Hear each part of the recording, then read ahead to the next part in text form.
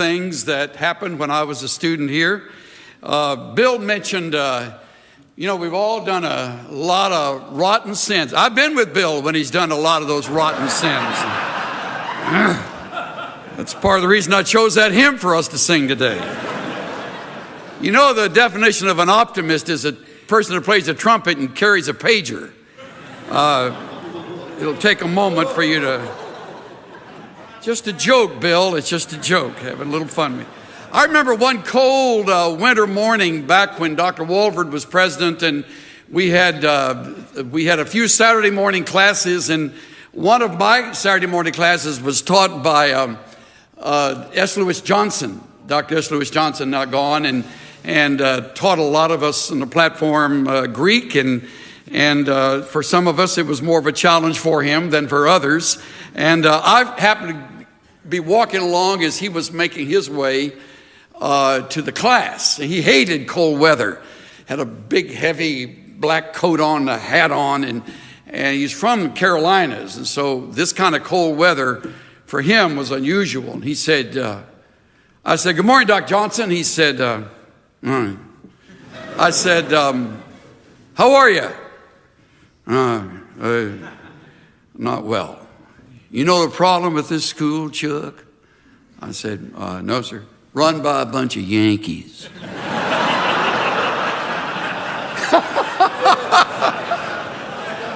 Bunch of Yankees have class on days this cold.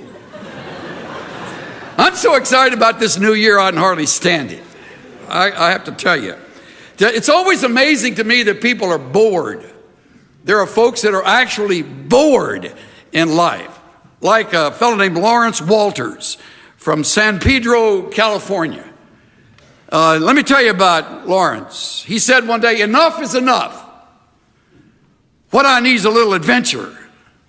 Tired of just sitting around." So on the 2nd of July that year, he rigged up 42 helium-filled weather balloons, tied them to a Sears lawn chair, and lifted off.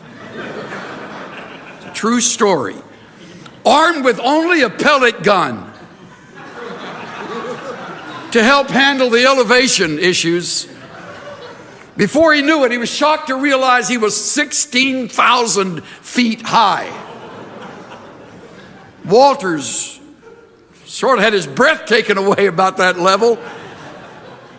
Mine started getting a little fuzzy. He wasn't the only one surprised. Pilot in a Southwest airline radioed the tower and said, "Some guy is in a lawn chair floating across the sky." Thankfully, Walters had enough presence of mind to start shooting out the balloons, which allowed him to land about 45 minutes later in Long Beach.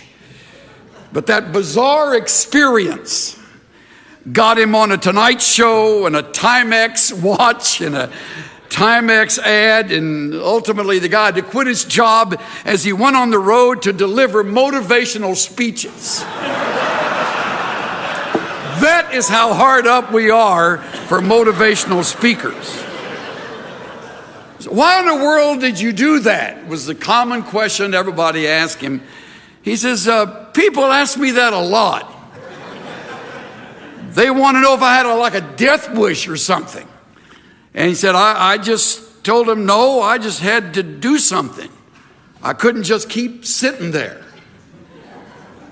The guy's a nut. You imagine people just sitting there. You can't and I can't. What a terrible way to spend a year, just sitting around, just wondering and waiting for something to happen. With years unfolding like these years, the best years of our lives, and the best is yet to come. We just sang about it. Now, how exciting is it that we can walk into 12 new months. Well, half of it's already gone. So 11 and a half of the months now that are unrolling in front of us, which I want to talk to you about. And I want to warn you too, before we get into these months very far, that there are dangers lurking. A couple or three of them that came to my mind as I put my thoughts together. There's a danger of our walking in the flesh instead of the spirit, and suffering the consequences, not walking by faith, but walking by sight, which fills our lives with worry, stupid worries. Then there's a danger of planning every detail, right down to the gnat's whisker, and forgetting the most important part of all, and that's praying for direction as we walk into these 11 and a half months that remain.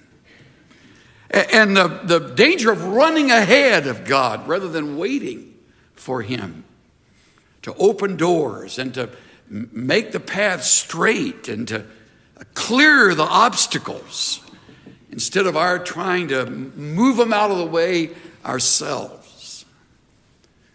And that constant battle everybody has with worry. Chances are good your worry list is longer than your prayer list.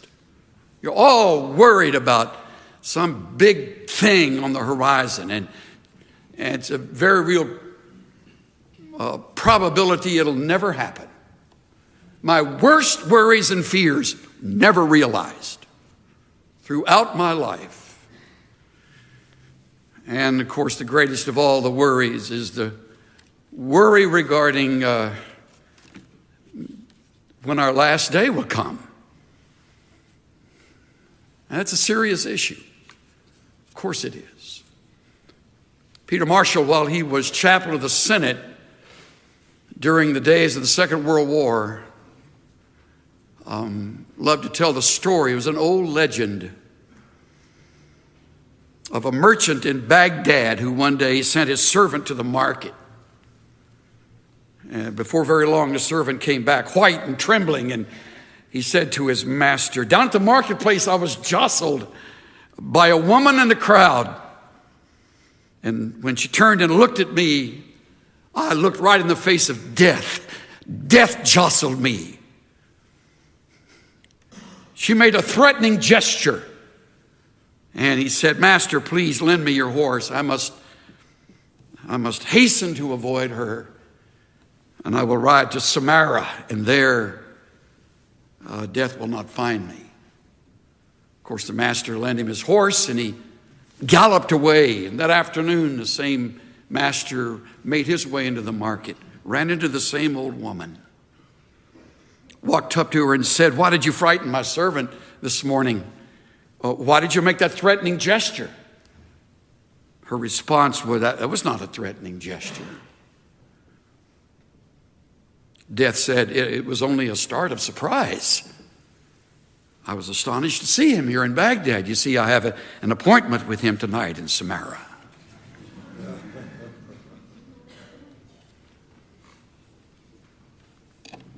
We serve a God who has put our lives together start to finish.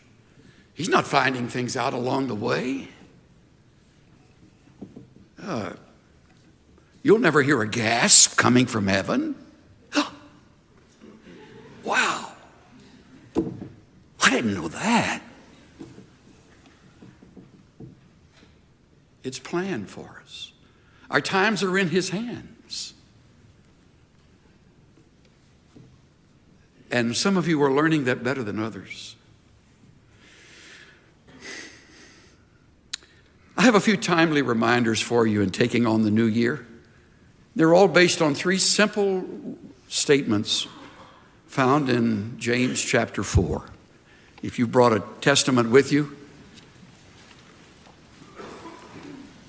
turn to it as Dr. Toussaint turns to his Greek text to check it out. Good for him. He's in our church.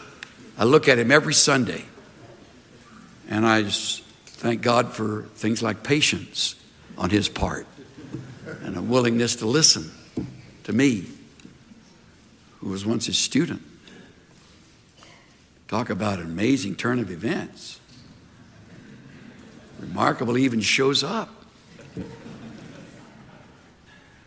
So here we are looking at the next few months, and we read in verse 13 of James 4, "Come on now, you who say Today or tomorrow we will go to such and such a city and we'll spend a year there and engage in business and make a profit. Yet, look closely, students, faculty members, friends of the seminary. You do not know what your life will be like tomorrow. You're just a vapor that appears for a little while and vanishes away. Instead, you ought to say, if the Lord wills, we will live. And then we will do this or that. Love this passage of Scripture. Love it. Preach on it every new year. Whoever's from Stonebriar Church, you heard me bring his talk a few Sundays ago. It's a great reminder, not just at the beginning of a new year, but how easy it is to play God, especially when we get a little theology under our belt. It's easy to think we got him figured out. I remember when Donald Gray Barnhouse up in Philadelphia used to stand before a simple microphone, a Bible in his hand, and he'd take questions from the audience, called it open forum. And his student up in the balcony stood up and said, Dr. Barnhouse, I've been wondering, how could the children of Israel be 40 years in the wilderness and the shoes never wear out and the clothes never wear out and they never went hungry? Dr. Barnhouse's answer was, God! He kind of had the voice of the fourth member of the Trinity, you know. God! The kid goes, oh, now I understand. Barnhouse said, no, you don't, son. Nobody understands. Isn't that great? Nobody understands. We got an old year that's passed. We got a new year coming. And if we're not careful, we'll follow our own rules. Look at verse 13. Here are our rules. Our rules. First, we choose our time, today or tomorrow. See, we're making plans. We got our day timer, or whatever form you use to help organize your life. So we choose our own time, today or tomorrow. Second, we select our location. We'll go to such and such a city. January, I'm going to be in Dallas. Come July, I'm going to be in Phoenix. Come September, hope to be, and you name that. We choose the location. We select the place we're going to be. Third, we limit our stay. See what it says? We'll spend a year there. So this guy's really got his life organized. And then we arrange our activities. We will engage in business. We even predict a profit. We will make a profit. It's all in verse 13. That's exactly what we do in unguarded moments. I do it when I'm not thinking more wisely. I set out a plan. I got the year in front of me. I love getting my book and going through January and February and March. I get all this thing I've done all the way through December, as if I'm going to live to see December. I don't know I will. Got it all planned out. Now understand, James is not criticizing good planning. He's not advocating being haphazard about our lives, being disorganized. Book of Proverbs, which I'm reading with one of our grandsons. Every day we're going through a chapter in the Proverbs. We're going to do it all year long.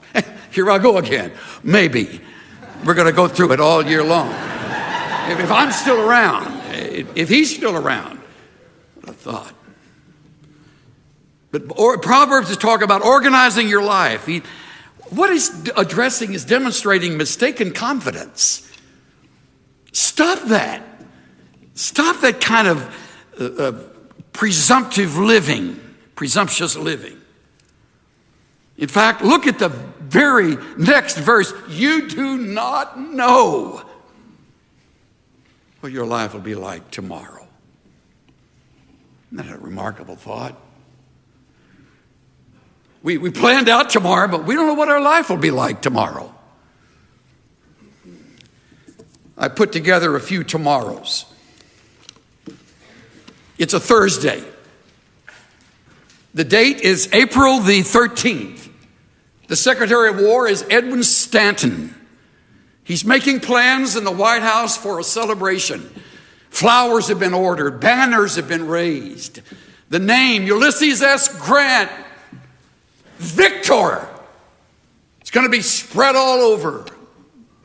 The war, this terrible war between the states. Finally, the bloodshed is ending.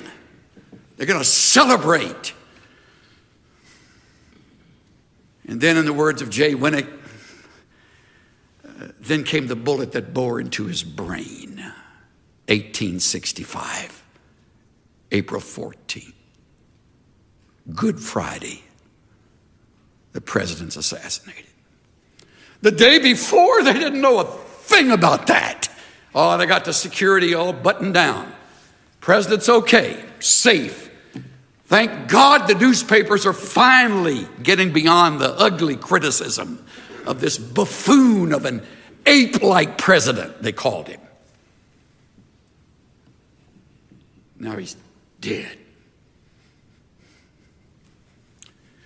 Travel with me ahead over 75 years later. It's a Saturday afternoon, and a naval officer and his wife are, of all things, finishing the decorating of their little apartment as they're enjoying a wonderful tour of duty at Pearl Harbor. December 6th. We'll sleep in tomorrow morning. Got our apartment ready. This is going to be great. Wonderful night of romance together. And boom, the place comes apart the next day.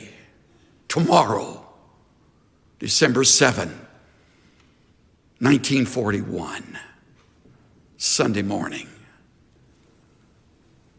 when all hell broke loose. They never thought of that the day before. He didn't know what their life would be like tomorrow.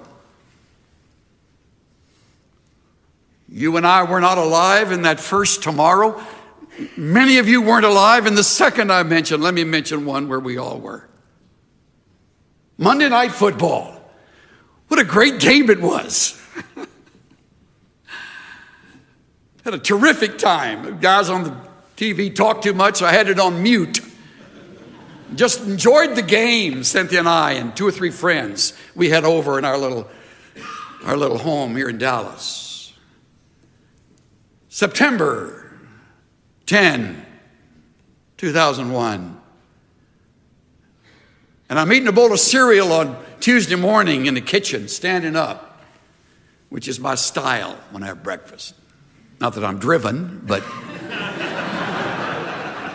And I click on the TV, it's still on mute. And I'm looking at what looks like a Bruce Willis movie. And I'm thinking, how in the world did they film that? I got a son at School of the Recording Arts down in Florida where they do these animations. And I'm thinking, well, he would know how they did that film. And all of a sudden, boom, a plane goes through the second tower. And I scream for Cynthia. And we call our kids. We couldn't get through to one of them. Inside for Living was at that time in a place called EDS, in temporary quarters as our building was being built. And boy, that place shut down. It looked like we were at war. We were. Tomorrow. Isn't that amazing? I mentioned a Thursday in a week. I mentioned a Saturday afternoon, and in an otherwise delightful week, I mentioned a Monday, where, by the way, I read later, 12 investors had met on the 101st floor saying, tomorrow morning we meet and carry out this plan. Come early. And they did. And they never got out of the South Tower. You do not know what your life will be like tomorrow. Nor do I. Suddenly it makes sense, doesn't it? Oh, James, writing way ahead of his time.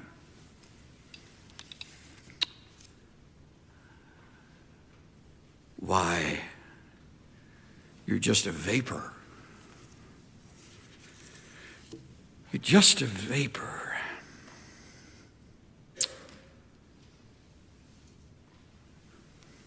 Shakespeare writes in Hamlet, Macbeth, he writes, if you can look into the seeds of time and say which grain will grow and which will not, speak then to me. No wonder there's such a run on astrologists. Stupid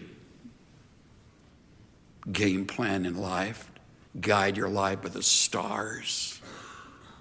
They don't know either. But we long to know people who know tomorrow. I got a friend who lives in Santa Barbara Canyon. He said, Chuck, when the fire hit, it came like a 50-mile-an-hour flood of flames. He says, I looked up and I saw the smoke and I started making a list. I called my dog over and I got my dog next to me and I'm putting my list together. And I got out of there with a car, a dog, and my list. Lost everything else. You don't know what your life's going to be like tomorrow.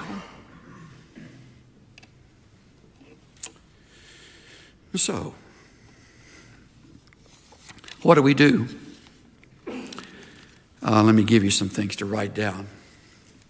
I've said one of them over and over again, so you hopefully have put that down. You have no knowledge of what tomorrow holds. We have a church out in Frisco filled with people who didn't know what their year held. Before the year started, they didn't know that by the end of the year they'd be unemployed. Whole bunch of white-collar workers unemployed now. Not just white-collar workers. One lady didn't know she'd face serious surgery. When they cut her open, they just sewed her back up. It's inoperable.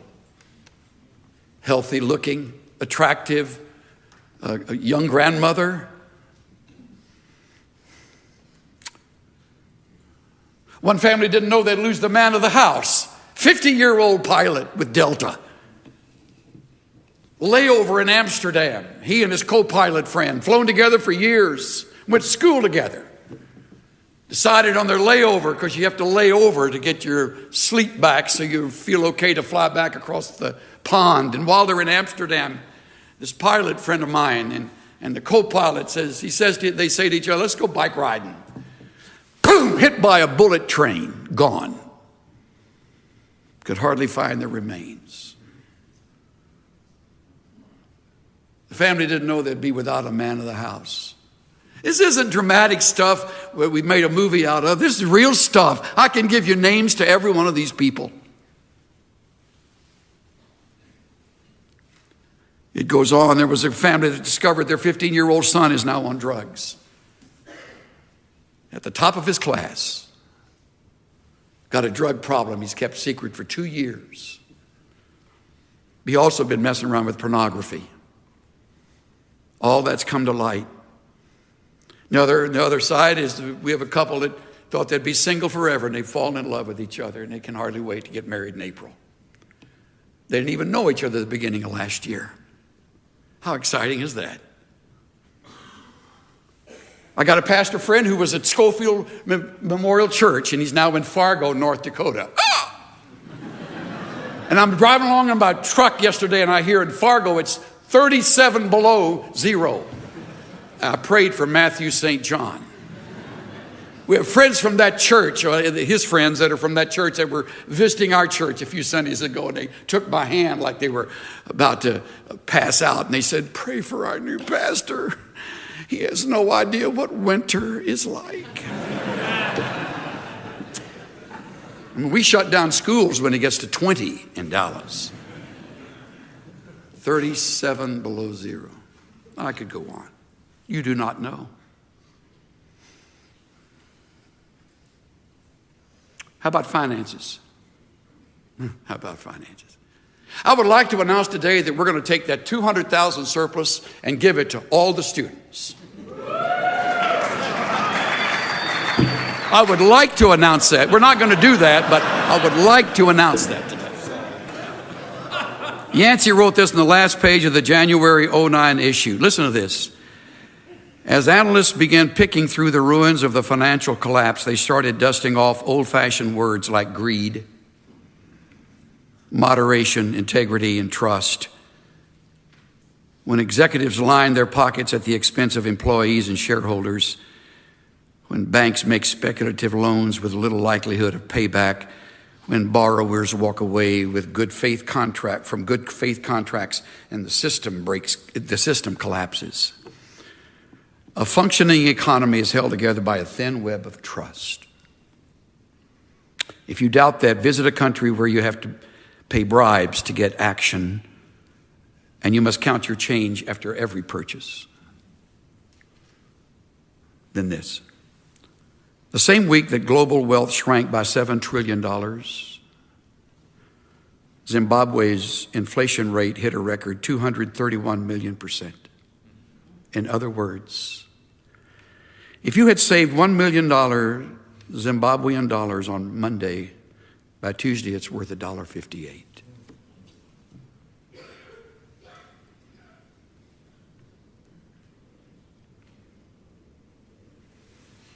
You have no knowledge of what tomorrow will bring. Second, you have no assurance of a long life. I preached this many times before I ever let the text say what it's saying. And I found that pauses are worth more than words. You are just a vapor, appears for a little while, then vanishes away. Instead, you ought to say, if the Lord wills, we shall live. Pause. And if the Lord wills, we shall do this or that. You have no assurance of a long life. You see the word he uses to describe our lives? Vapor. Atmis, A-T-M-I-S in the Greek. We get our word atmosphere from it.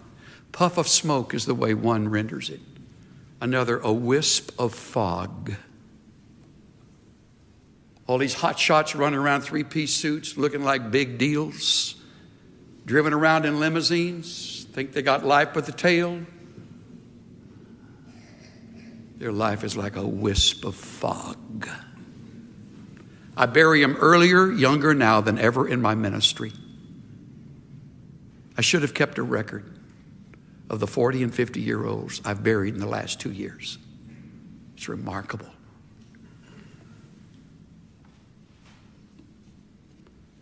So, we have no assurance of a long life. So here's what we ought to say. If the Lord wills, not about my will, it's about his will. Not about the attorney who draws up a will for my life, it's about the Lord's will. If the Lord wills, we will live, meaning I don't have forever. And then we will do this or that. 3 very practical lessons, and I'm through. Number 1, there is a will we need to respect. Our Lord's will. Notice the name, Lord. I don't need to remind you of all that includes. Our Master. There is a will we need to respect. This, by the way, will guard us from pride. Constant problem we all fight, pride. If the Lord wills. Second, there is a destiny we need to remember. This will guard you from presumption. I say work hard. I say give it your best. These are the only few years you'll be at this place. Give it everything you've got. Grades will take care of themselves. Give it everything you've got. Because there's a destiny you need to remember. We're all going to wind up there. And it doesn't mean you run scared, okay? I was in the grocery store the other day. A very old lady was shopping next to me. And I listened to her. She kind of talking to herself. Or she had one of those ear deals and was talking to somebody. I've answered people in grocery stores. I reached over to get tomatoes one time and she said, no, I'm going. And she wasn't talking to me. She's talking to Frank somewhere on the phone. Anyway, this old lady talking to herself, picking among the bananas. No green ones. Don't want to get any green ones. She won't even buy green bananas. Don't live like that. You know, you're gonna probably make it to tomorrow. So there's a destiny we just need to be remembering. But here's the third and the last. There's a life we need to realize. And this will guard you from procrastination. For goodness sake, live. I love Jim Elliot's line, wherever you are, be all there. Live to the hilt, every situation you believe to be the will of God. Live it. Don't put it off. Live it. It's a wonderful way to conduct your life. And so much more to do than helium balloons on a lawn chair. Because I'm going to tell you, if you don't, you'll regret it.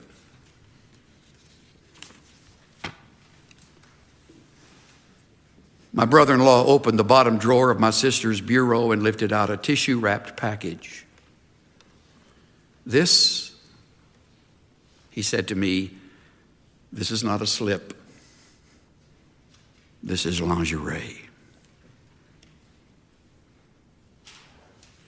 He discarded the tissue and handed me the slip. It was exquisite silk, handmade, trimmed with a cobweb of lace. The price tag with an astronomical figure still on it, still attached. Jan bought this the first time we went to New York, at least 8 or 9 years ago, but she never wore it. She was saving it for a special occasion. Well, I guess this is the occasion. He took the lovely slip from me and put it on the bed with the other clothes we were taking to the mortician. His hands lingered on the soft material for a moment, then he slammed the drawer shut. Stood there and then said, don't ever save anything for a special occasion. Every day you're alive is a special occasion. I remembered those words through the funeral and the days that followed, when I helped him and my niece attend to all the sad chores that followed an unexpected death. I thought about them on the plane ride returning home from the Midwestern town where my sister's family still lives. I thought about all the things she hadn't seen or heard or done. Thought about the things that she had done without realizing they were all special. I'm still thinking about his words to me, and they've changed my life. I'm not saving anything now. We use our good china and crystal for every special event, such as losing a pound, getting a sink unstopped, the first camellia blossom in spring. Someday, and one of these days are losing their grip on my vocabulary. If it's worth seeing or hearing or doing, I want to see and hear and do it now. Now. I'm trying very hard not to put off, hold back, or save anything that would add laughter and luster to my and our lives. And every morning when I open my eyes, I tell myself, this is a special day.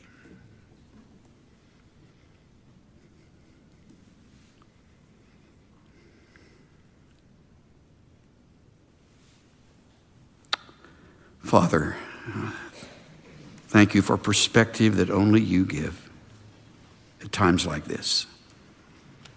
You have an amazing way of never decreasing our joy, but reminding us of the brevity of life and the necessity of living it.